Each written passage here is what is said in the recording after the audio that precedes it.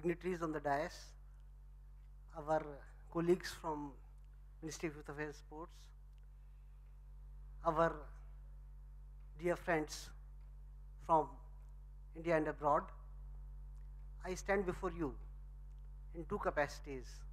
One as the Secretary to Government of India, dealing with youth affairs, and secondly, a sadhak like you, who had the privilege of being blessed by Babuji in the year 1980 up to the year 83.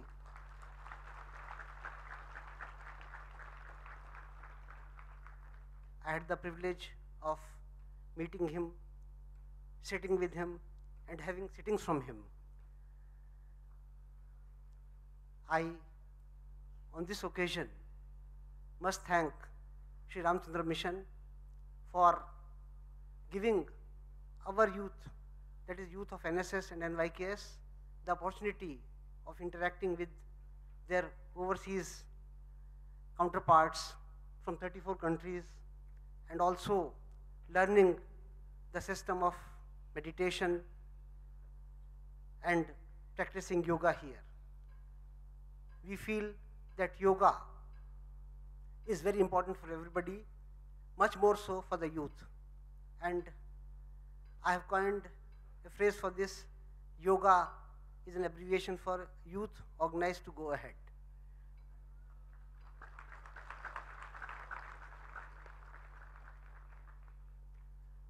Yoga means addition, integration, assimilation. So what is yoga? I mean, you all know yoga, so I don't need to say much about it, but still, I like to reiterate that yoga actually is encompassing one's official life, personal life, and even past life and future life. So yoga is overall development of one's personality, one's faculties, and it's not only a way of life, it is the essence of life. I pray to my Gurudev, Shri Devraha Baba. I pray to Babuji, Shri Ramchandra Ji Maharaj.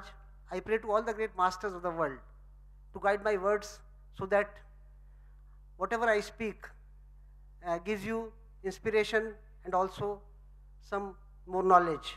Though you must be learning a lot, not only in this session here, but since you have been practicing meditation for the past quite some time.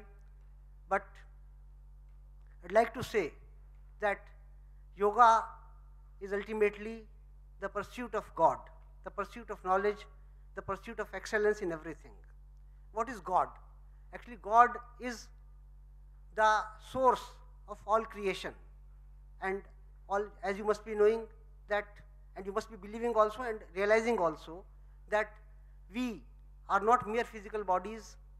We are not here that we come into this life and then pass away after 800 years. We are eternal beings. We were there much before, right since, and there's no time of creation, because even the universes end and they come up again. So there's no initial time of creation. Similarly, there's no end time. We are eternal beings, and essentially, we are one and the same. Actually, all existence is just one, and in this existence, it is Maya. We call, in our scriptures, we call it Maya. You can term it as illusion or delusion, which is also as per the will of the God.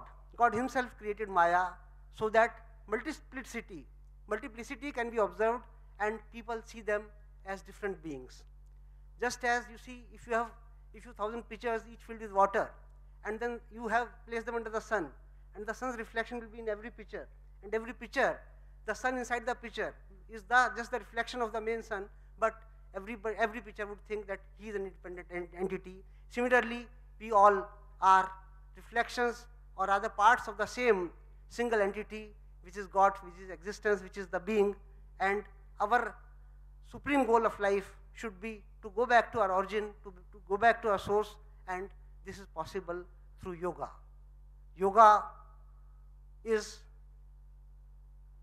meditation, yoga is also physical yoga, yoga is also karma yoga, yoga is also jnana yoga.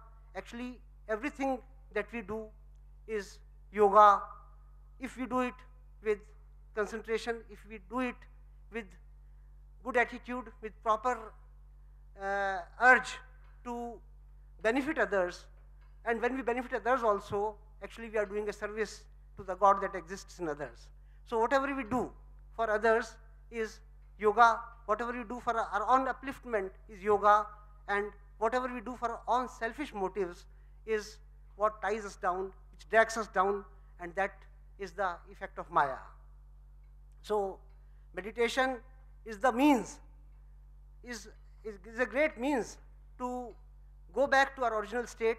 And as we saw in the presentation about the EEG, that the mind becomes calm, the delta waves then start appearing, and all this is natural, because as you progress, there will be many more things that happen. Our saints and seers have had such great memory that, and there have been people who have been not only 100 years old, they have many 100 years old, they have lived, and they have had better physique, better mental capabilities, better spiritual potential than any of us here.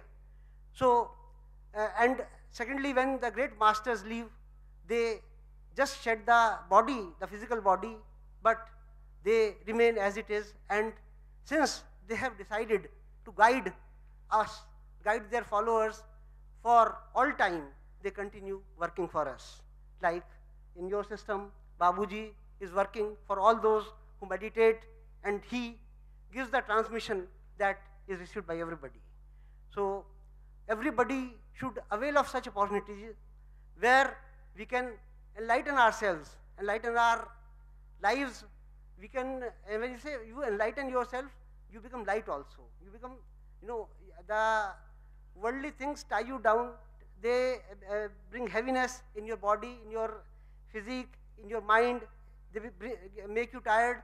But when you start getting enlightened, you start getting elevated.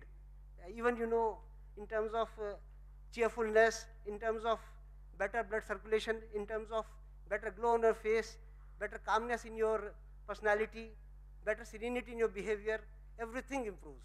And of course, this will have the corresponding psychosomatic effects also. All factors would correspondingly change.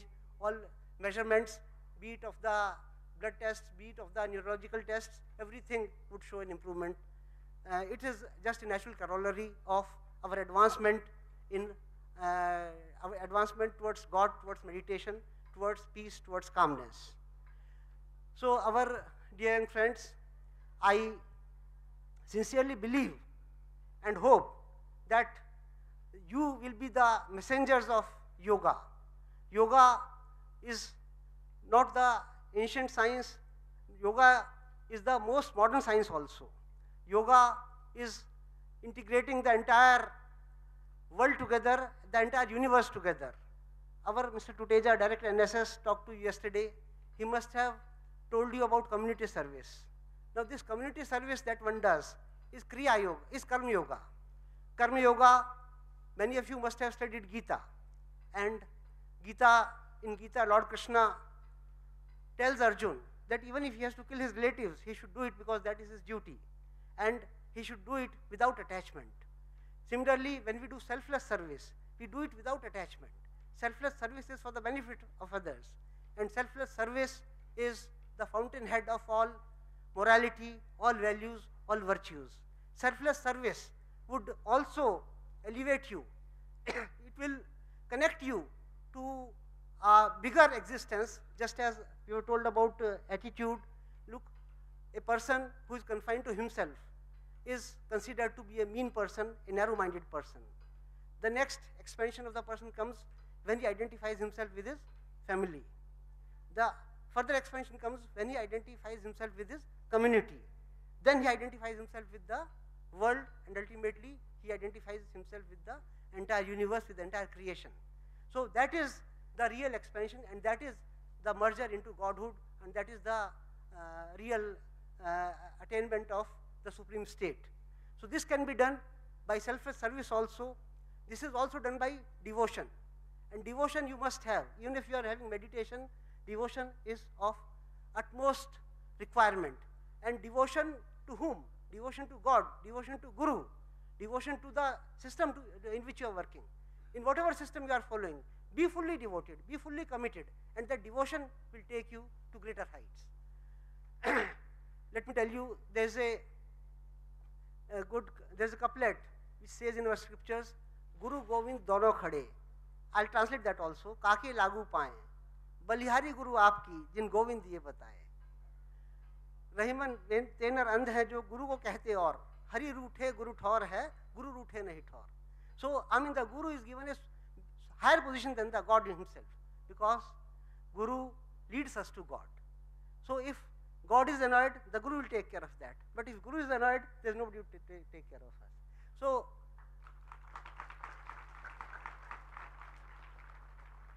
Guru has to be revered to that extent. He is even higher than God. And as, see, all great masters are manifestations of Guru Tattva in different bodies. When we say Guru, Guru cannot be a simple body. I mean, one who is so big, one who is leading us to God, cannot be just a mere body.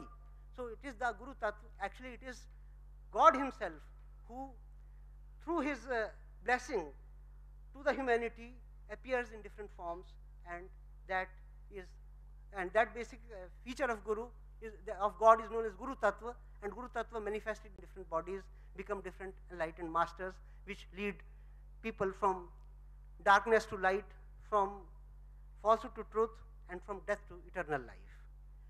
So with the blessings of great gurus and all the participants who have come here, they are already into the system of heartfulness meditation. Our young volunteers of National Services Scheme who are doing community service, our National Youth volunteers who are working with Nehru Yuva Kendra Sangathan, I would urge upon them to learn the yogic practices here so that they become much more efficient in their working, and they can spread the message around. They can spread yoga around, and what I demand from our youth, that our youth should be living examples of yoga. They should actually radiate peace and happiness. They should radiate the message of yoga, and they should involve the entire community into yoga. Our youth would definitely do that. The youth from overseas will also do that.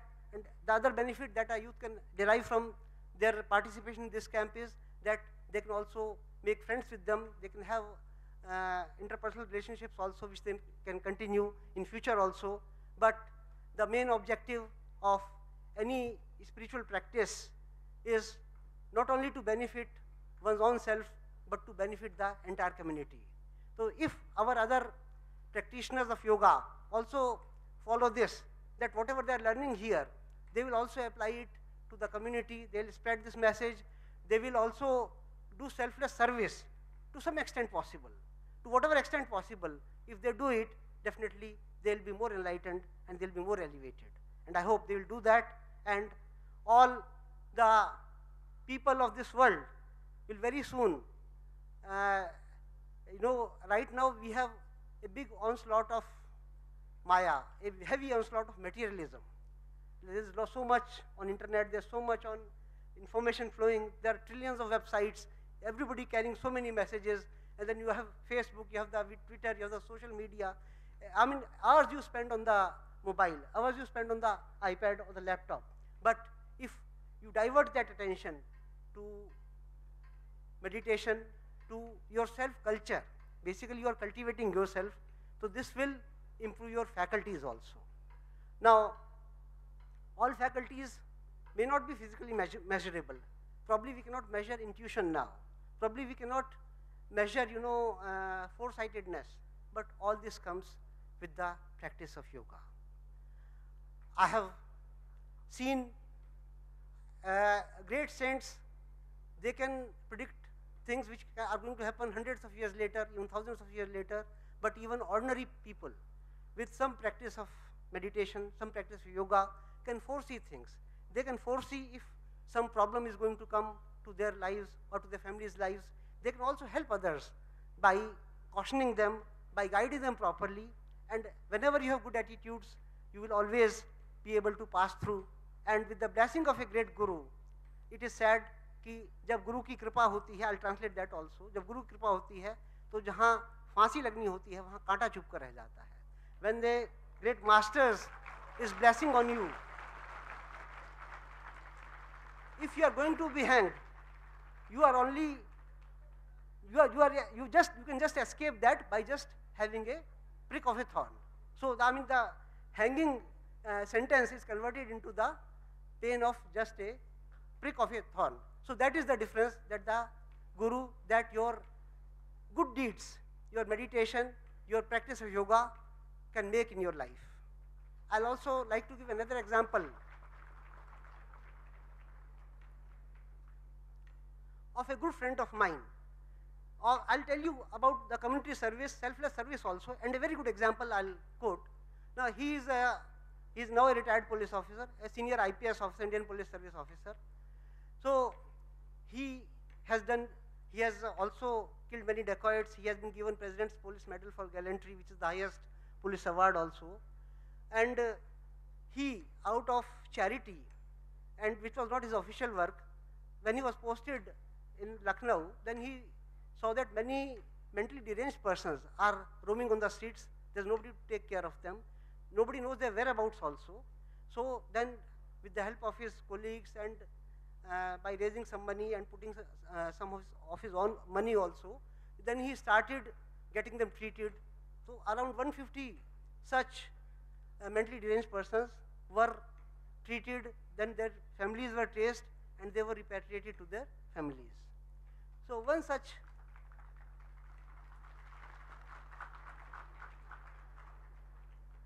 such person's father, when he came to his house, this father of that boy banged his forehead on his doorstep and said, with tears flowing down from his eyes, he said, how would an angel be otherwise? Or farishta kaisa hoga? How would an angel be otherwise? Now that was the happiest moment of this police officer's life. The happiest moment was not when he got the President's Police Medal for Gallantry, but when he heard these words. When he heard these words from one who was gratitude personified. When he said, look, you are an angel, or farishta kaisa, how an angel be otherwise? So, I mean that pleasure, that that bliss that you get by doing selfless service to others is unmeasurable, and this is as elevating as any other practice of yoga. So, do all practices, do karma yoga through selfless service to others, do meditation.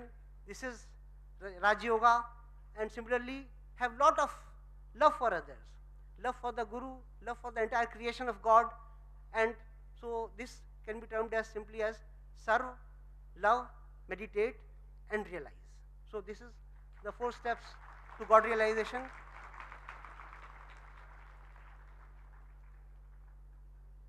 Serve, love, meditate, and realize.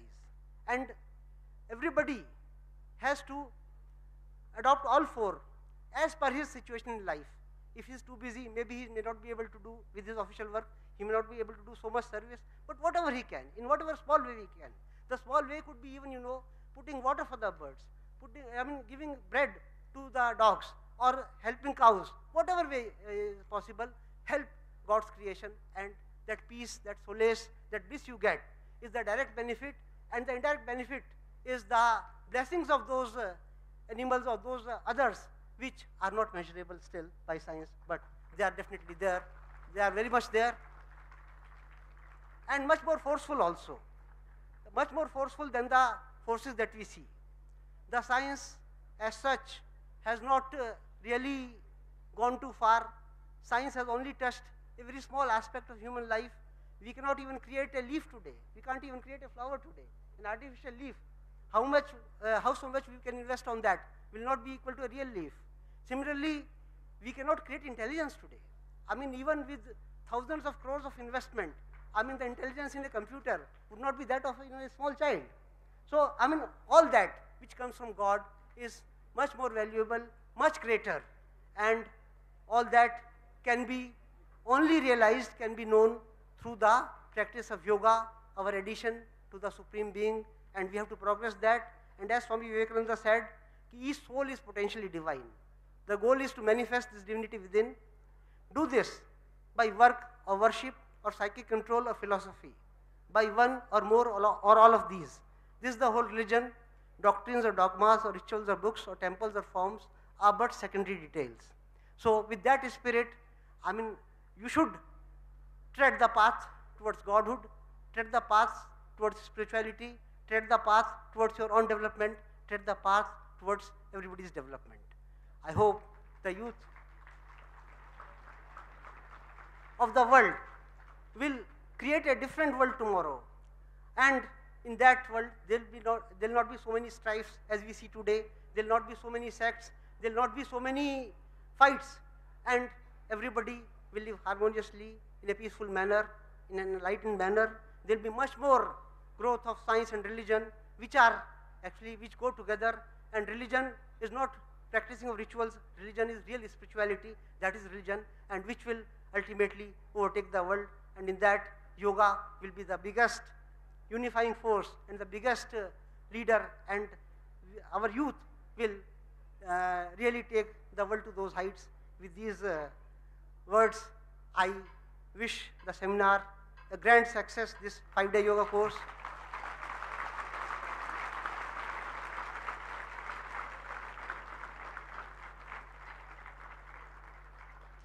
And I think I should have done that first, but in the last at least, let me all welcome you here on behalf of the Government of India. We have partnered here with the Ramchandra mission so that our international friends, our Indian youth, they all practice yoga and make a better world for tomorrow. Thank you very much.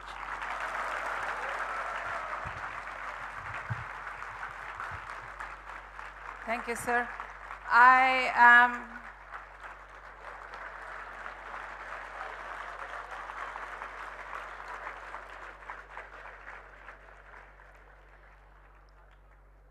am very happy because in spite of the sweltering heat, you were able to really pay attention. That is so amazing. I'm so happy.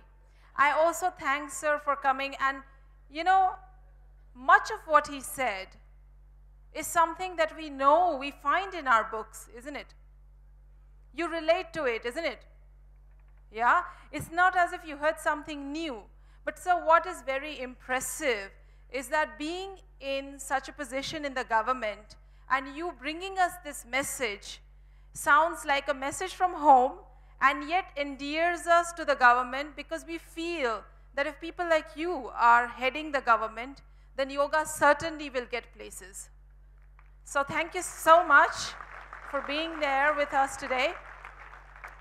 And I am so glad, I'm happy that you're here. Would you please also join us for meditation later on? For those of you, he mentioned it in the beginning, but for those of you who didn't catch it, if you